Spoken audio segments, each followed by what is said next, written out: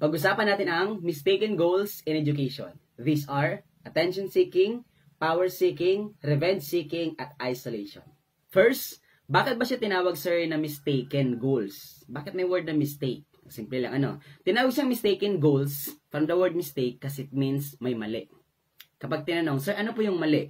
Ang mali dyan ay mali yung interpretation ni teacher sa gustong sabihin ng bata. May ginagawa yung bata, may goal yung bata, pero iba ang understanding ni teacher sa true purpose ng bata. That's why tinawag siyang mistaken goals in education. First one, pag-usapan natin ang attention seeking. Ano po? Question, bakit ba sa classroom may mga batang papansin? Bakit may mga batang bida-bida, pabibo? Ito yung mga batang keep others busy. Ito yung busy ka na nga. Mas talo kapag ginagawang busy, kasi nagpapapansin, nagchichika, nagchichismis. Question, totoo bang nagpapapansin talaga ang bata? Ang sagot ay yes. Kaya lang, tinawag siyang mistaken goal kasi napansinin nga ni teacher pero napansin niya in a negative way. Kaya interpretation niya, papansin, pabibo lang ang bata. Pero alam mo ano ang true purpose ng bata? Ang true purpose niya ay, teacher, notice me. Pansinin mo ako. Tingnan mo teacher, naka-complete uniform ako. Tingnan mo teacher, nagagawa ko yung assignment. So, ibig sabihin, tinawag siyang mistaken goal kasi ang purpose talaga ng bata is mapansin. Notice. Kasi teacher, palagi nilang kinakausap mo sa klase yung mga matatalino. Baka nga teacher may favoritism ka kasi di mo kami pinapansin. Ang true purpose ng bata is mapansin mo siya. Kasi kailangan din ng bata ng care and attention mo.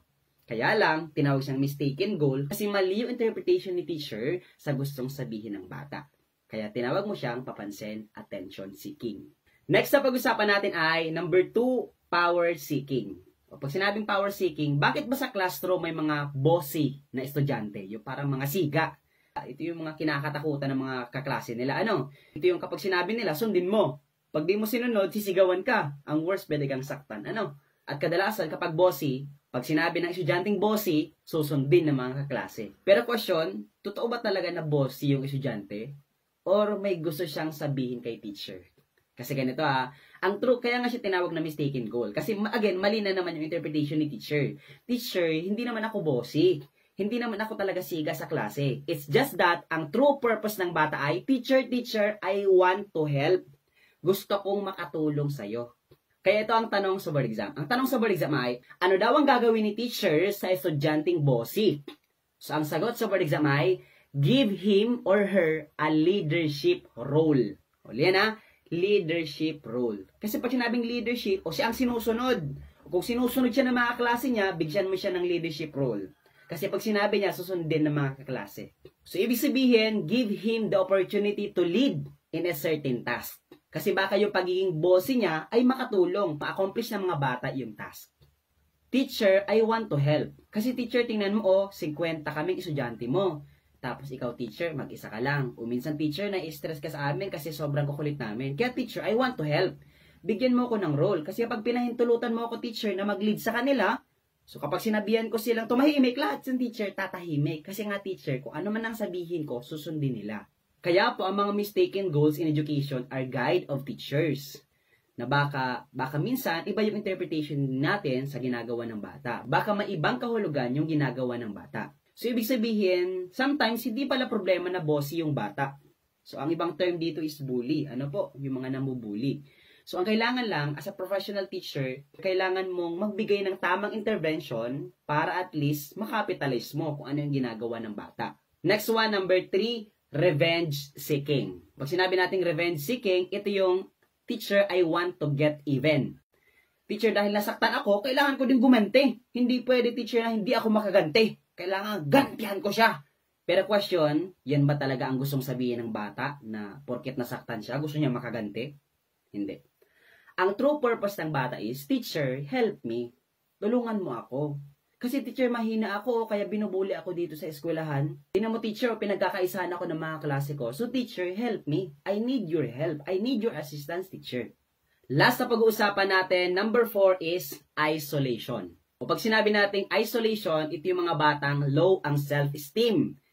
Pero question, totoo ba na porket isolated ang bata, mag-isa siya? Totoo ba na low ang self-esteem niya? Kasi ang true purpose ng bata ay, teacher, show me small steps. Kasi teacher, hindi naman talaga ako isolated. Kasi teacher, hindi naman talaga low ang self-esteem ko. Hindi naman talaga ako teacher nonchalant.